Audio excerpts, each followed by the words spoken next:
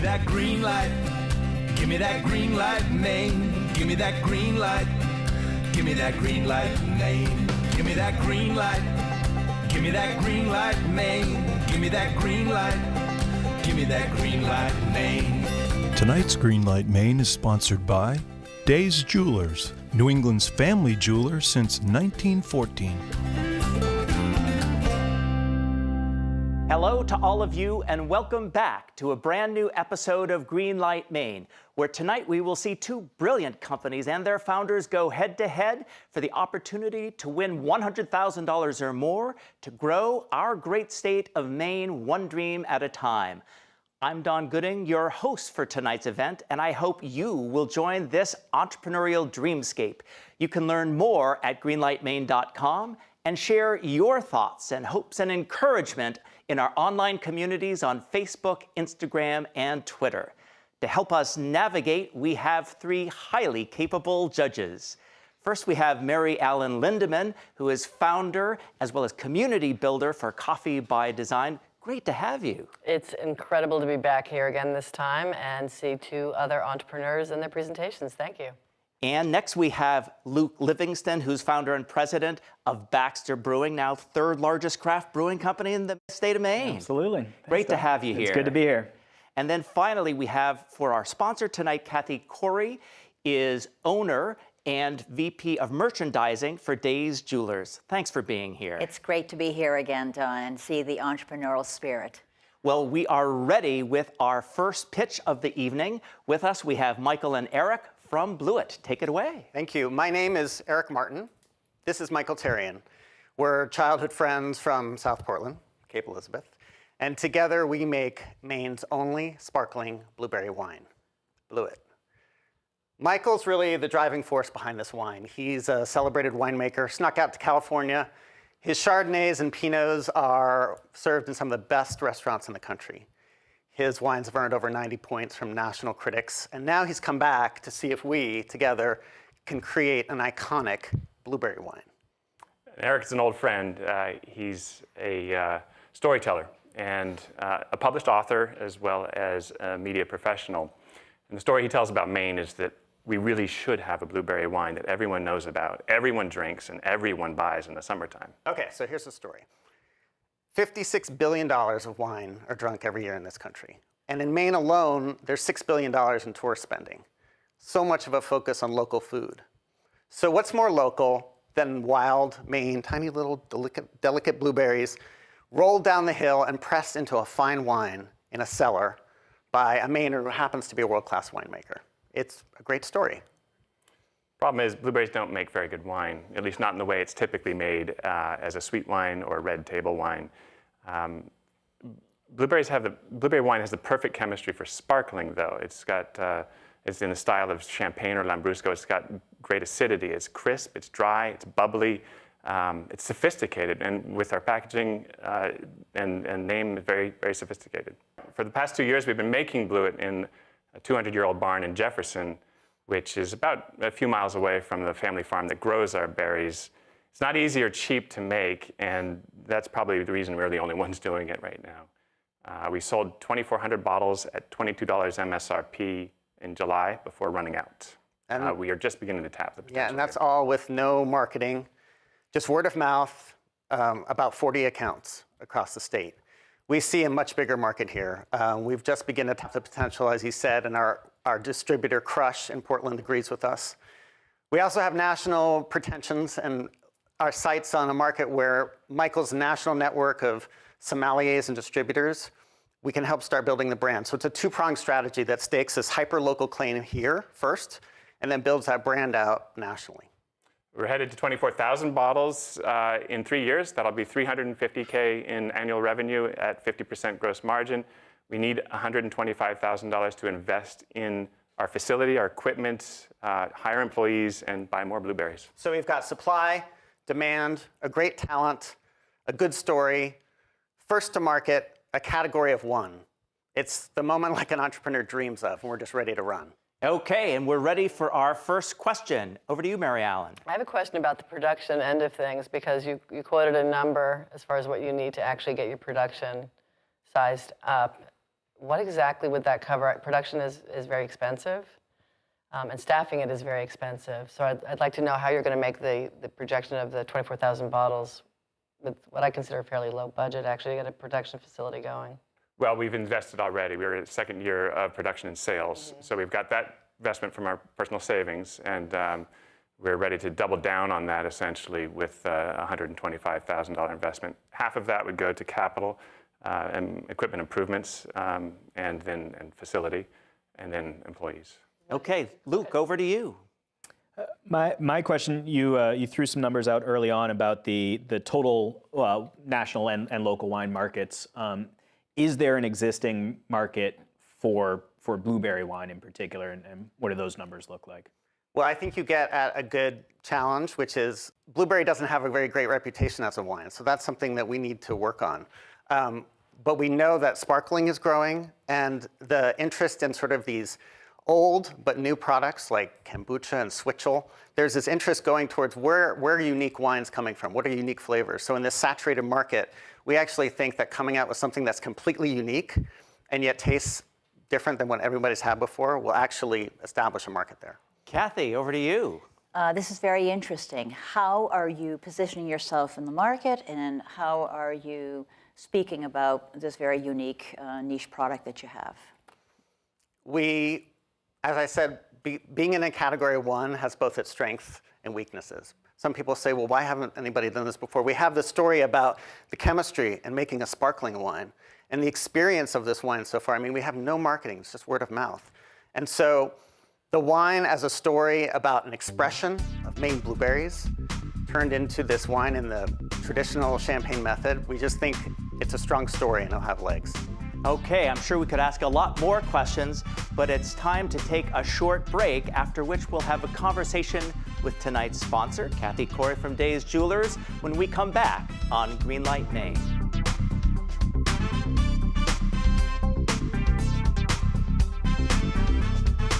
I think people walk into our store because they know we're going to treat them well, and they know they're going to get a good value for whatever they're looking at.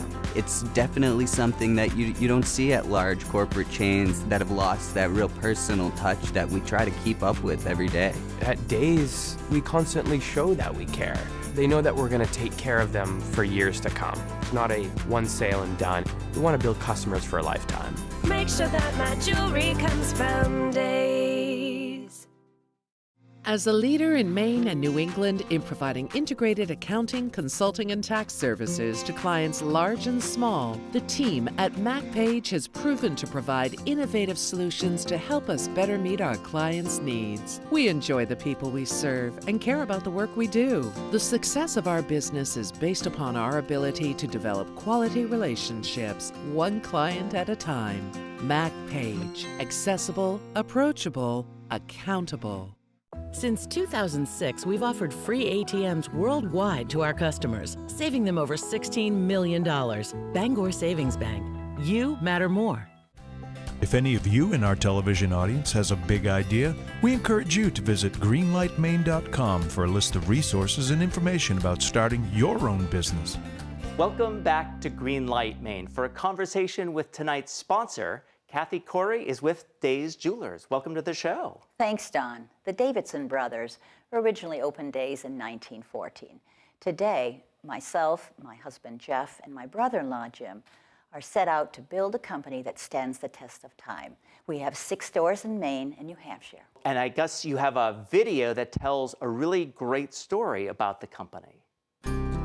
One of the things that we're really proud of here is that we've had 3 generations of commitment to quality and service. Not a lot of companies can say that, so it's something that we hang our hat on. People walk into Days because we've been around 100 years. We have a rich history in New England. My grandfather started working at Days back in the 30s, sweeping the shop out back, and his sons ended up buying the company, and now myself and my cousins are the 3rd generation here, and I think people really love the family aspect and that we've done things right for so long that they really can trust us.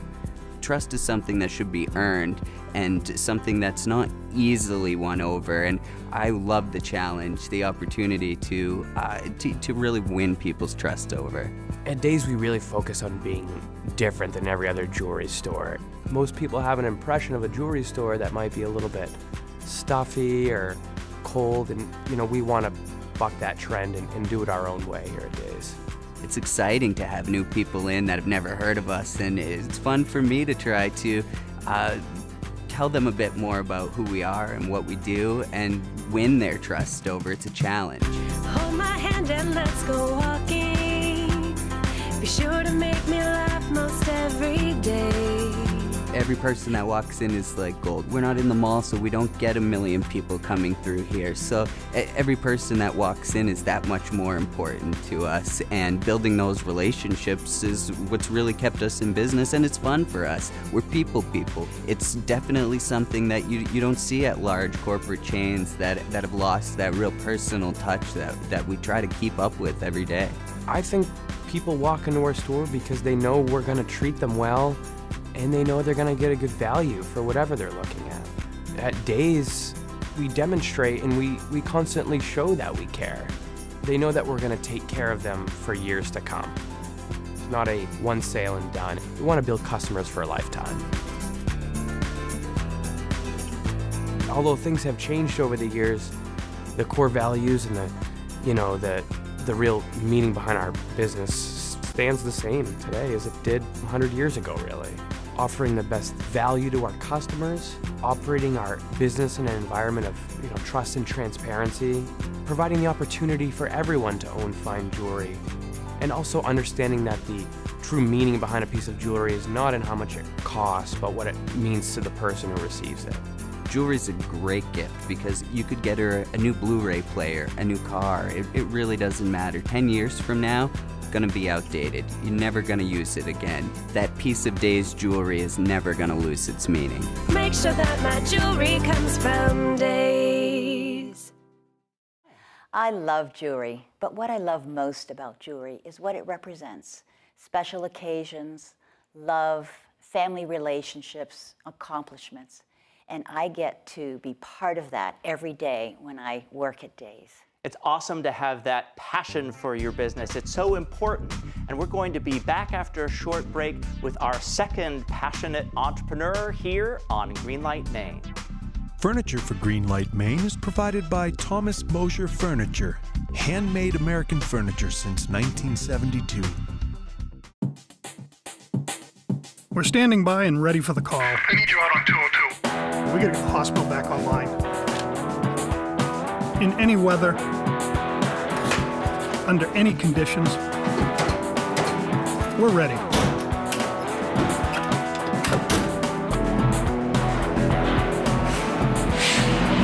When you lose power, there's one thing you can count on. We'll be ready to roll.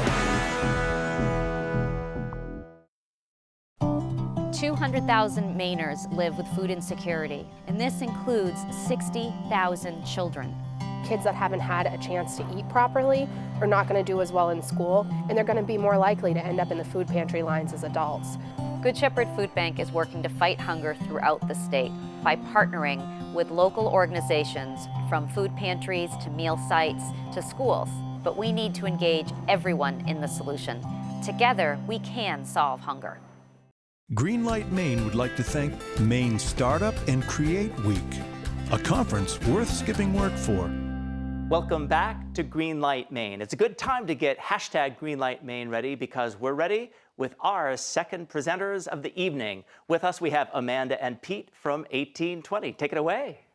Hello. 1820 Wines is a wine company that is making wine with locally sourced Maine rhubarb.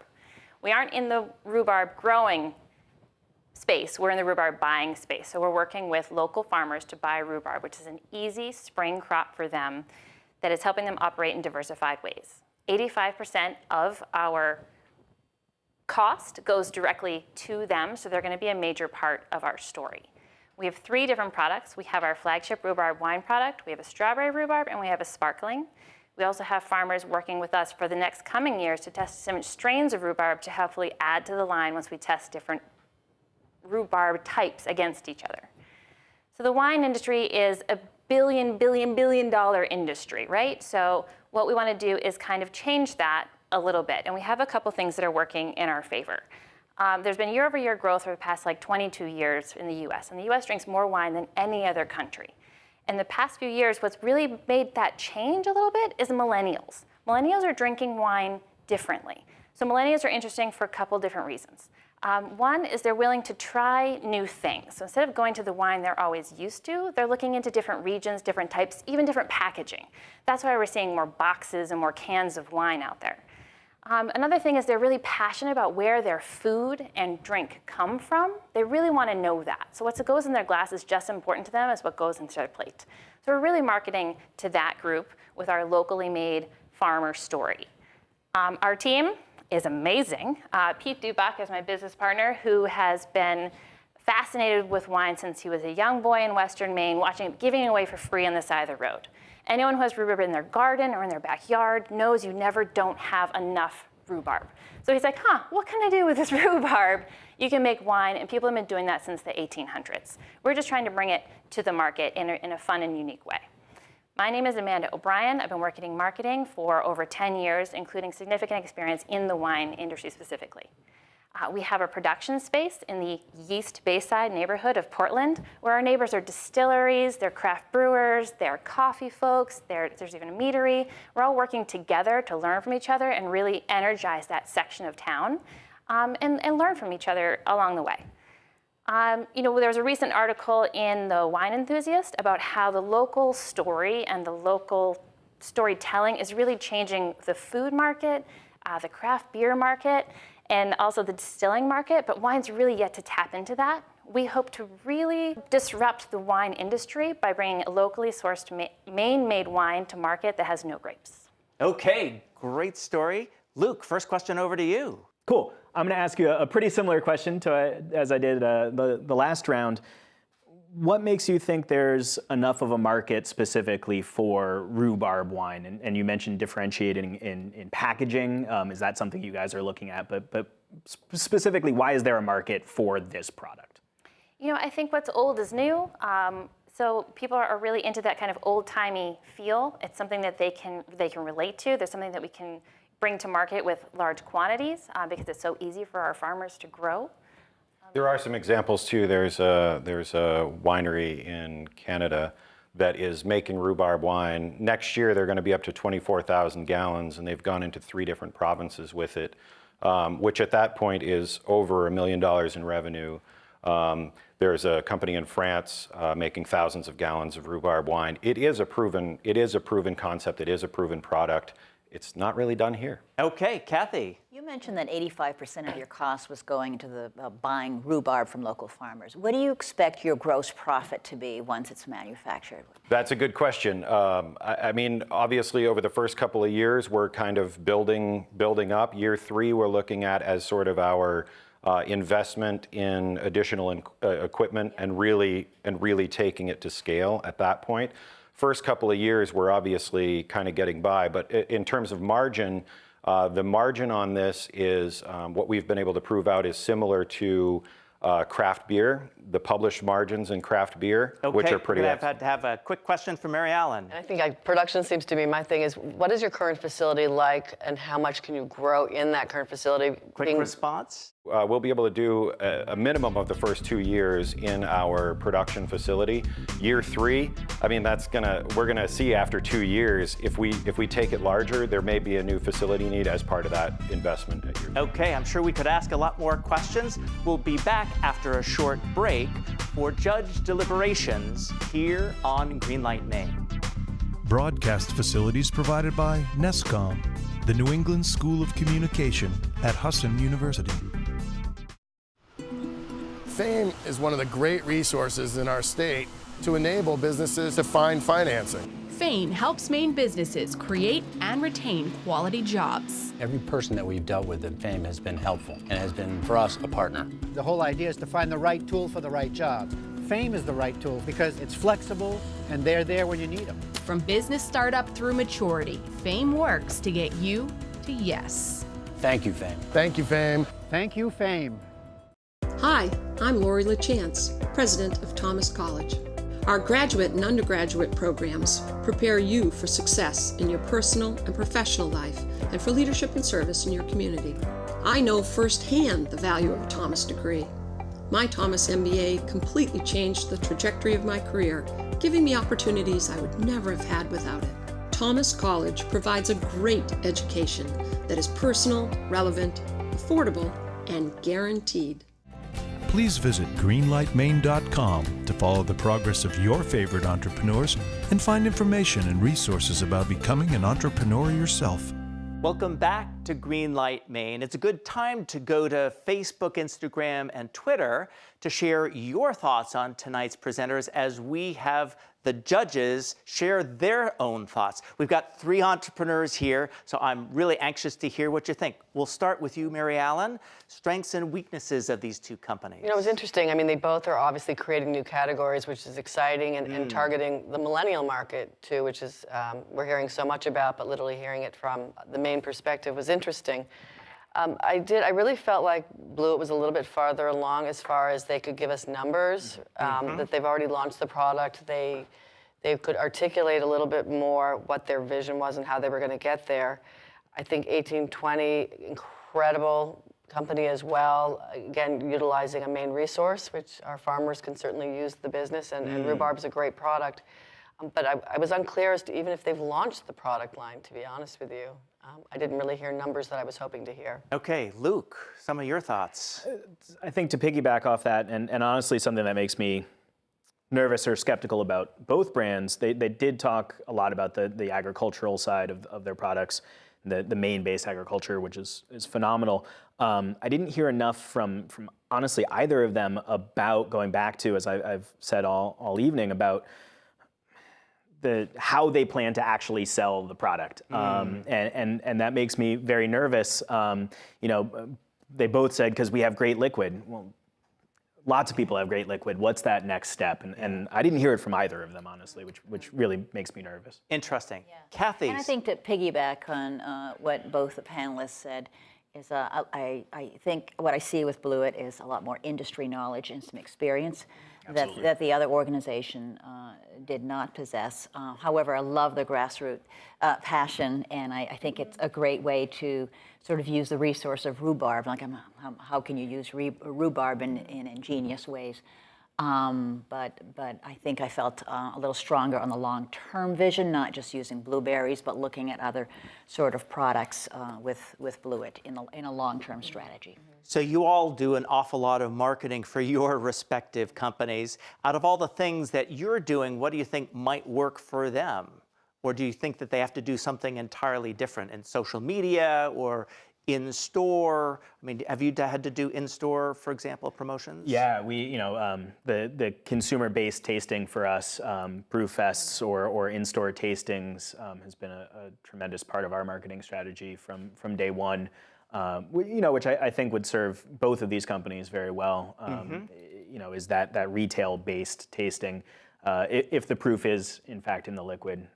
Yeah, and you also have had retail stores. But I think retail stores, but also the marketing piece of it is critical, is really having a diverse marketing strategy there. Social media obviously playing a really important role here, but I think that it's a matter of they need to invest in raising awareness of new products. Right, that it even exists. And as a startup, that's a real challenge, so you've got to be very creative in your marketing strategy to do on a limited budget, create a category. I think my industry is crowded now with 80 some odd breweries in Maine. I can't imagine trying to sell a bottle of wine in a sea of thousands of bottles of wine, and yes, it may be good liquid, but you got to get the person to pick up the bottle in the first place.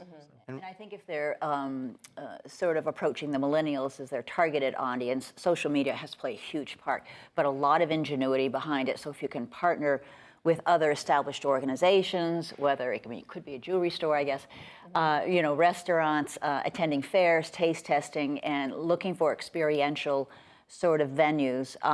Weddings could be a huge way to introduce these new sort of campaigns. That's what I would encourage. Yeah. Well, great. So one of them is about a year ahead. So given that differentiation in timing, what do you think they need to be focusing on in the next 6 to 12 months? Mary Allen? I mean, I think that they really need to look at, it's a multi-tiered actually. I mean, you can't ignore marketing or production because they also have to look at in their current facilities, how can they scale up? Mm-hmm. Exactly. Luke? Yeah. Scalability, certainly, we didn't hear much about margins. The end of the day, you gotta pay. Make sure that they're going to actually be making some money. And Kathy? I think, I tend to be traditionalist here, but a very solid business plan that includes prioritization of, you can't do anything without money first. So look at what's most important so you can create the foundation to build on the other elements and continue all of them. And that's good advice for all entrepreneurs. Well, we will be back after a short break to learn what our judges think at the end here on Greenlight Maine. Greenlight Maine would like to thank the Maine Department of Economic and Community Development, the Maine DECD, helping businesses and communities prosper. In 1972, Tom Moser committed his life's work to craft, and 4 decades later employs 70 fine craftsmen and women in our shop in Auburn, Maine. With showrooms and customers from coast to coast and numerous awards and accolades, Tom has firmly established himself as an entrepreneurial tour de force and has proven that a life doing what you love is indeed possible. This year's winner of Greenlight Maine will win this handmade Thomas Moser beacon box and $100,000. Since 2006, we've offered free ATMs worldwide to our customers, saving them over $16 million. Bangor Savings Bank. You matter more. I think people walk into our store because they know we're going to treat them well, and they know they're going to get a good value for whatever they're looking at. It's definitely something that you don't see at large corporate chains that have lost that real personal touch that we try to keep up with every day. At Days, we constantly show that we care. They know that we're going to take care of them for years to come. It's not a one sale and done. We want to build customers for a lifetime. Make sure that my jewelry comes from Days. Please join us to find vital information on our website at greenlightmaine.com and be a part of our vibrant community on Facebook, Instagram, and Twitter. Together, we're building Maine's future, one dream at a time. And we're back at Greenlight Maine. You've heard the pitches tonight. You've heard the judges deliberate. Now it's time to figure out who's going to advance to the next stage. Judges, your choice. That means Bluet is going to advance to the finals, where 13 companies will be competing for a chance to win at least $100,000 in cash. And whether or not you at home agreed with the judges, you can go to greenlightmaine.com and vote for your favorite entrepreneur. We'll be back next time with 2 more exciting entrepreneurs here on Greenlight Maine. We'll see you then.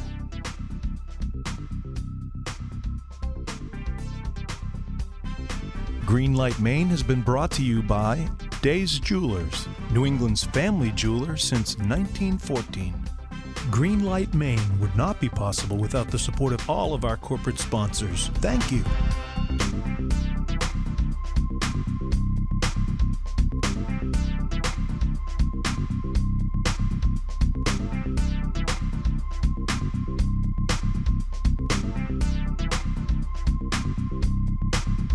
Give me that green light.